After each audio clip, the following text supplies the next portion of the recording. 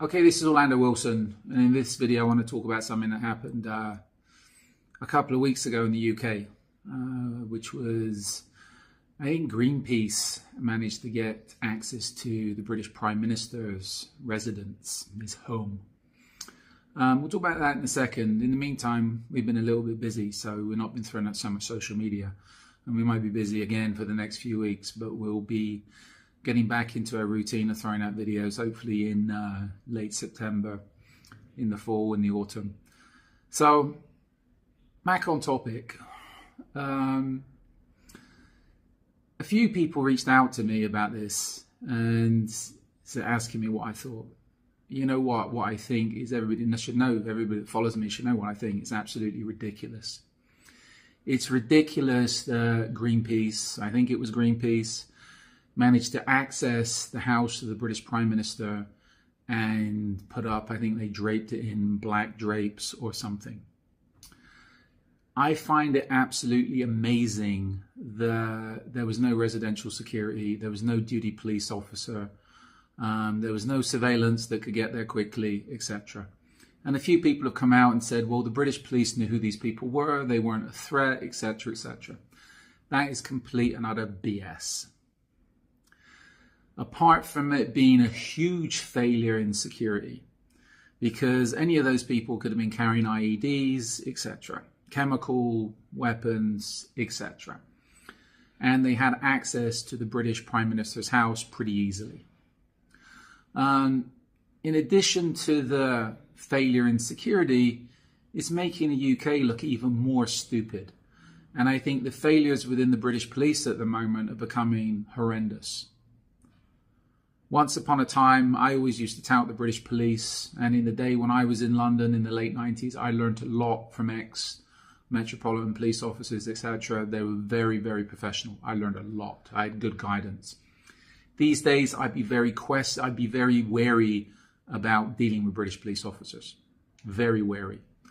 I think they're more concerned these days about wokeness than they are about actually doing their job. And I've had people say, well, the cops want to do their job. They're not allowed to do their job.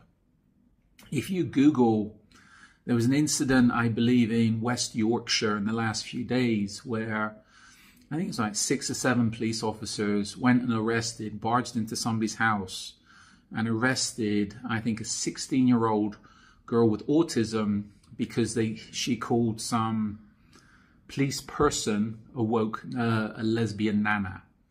So if the police have got the resources to go around and do things like that, then I think they should be able to protect the British Prime Minister. So what do I think about it? I think it was horrendous. I had somebody say to me not so long ago on social media, what do I think about people specializing in residential security? You have to, the residence is where the client lives, is where the family lives, it's where they spend time, it's where they relax. Even if they're not in residence, when they're not there, the place needs to be protected. And I know for a fact there was plenty of houses. I used to have several part-time gigs on several residences in London that were manned 24/7, 365 days a year, because the clients knew if they left their residence unattended, it's London, they could get squatters in there, the places will be burgled, vandalized, etc., etc.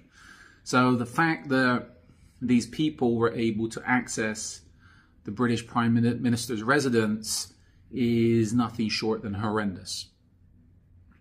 Now let me bash the Brits a little bit. And for people say, I can bash them because I am British.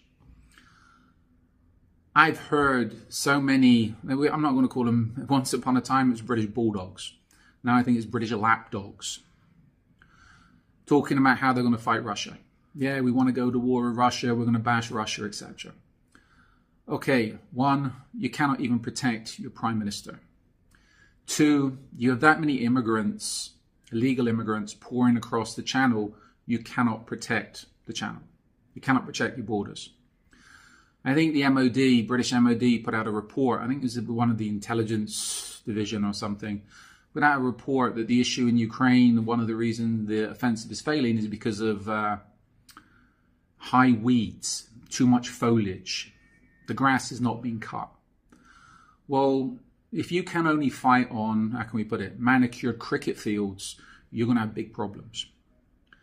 So this is where I think in the last couple of decades, and I always used to tout British security, the British way of doing things has been the best. I think in the last couple of decades, it's absolutely crashed. And this issue with the British Prime Minister's residence, I can't even say his name, Rishi or whatever his name is it's embarrassing, completely embarrassing. It's embarrassing not only to the British police, but also it's embarrassing to those in the security industry in UK, because as everything the police are looked upon as being the best, and everything below that is substandard. So if the people that are being looked upon to look after the politicians, the royalty, etc., can't do their job, how can the rest of the security industry do its job? I'm not going to check my other videos on the SAA, and you can see what I think of them. But I think it's a pretty sad state, and I'm not sure how UK is going to recover from it, because the standards are going further and further downhill.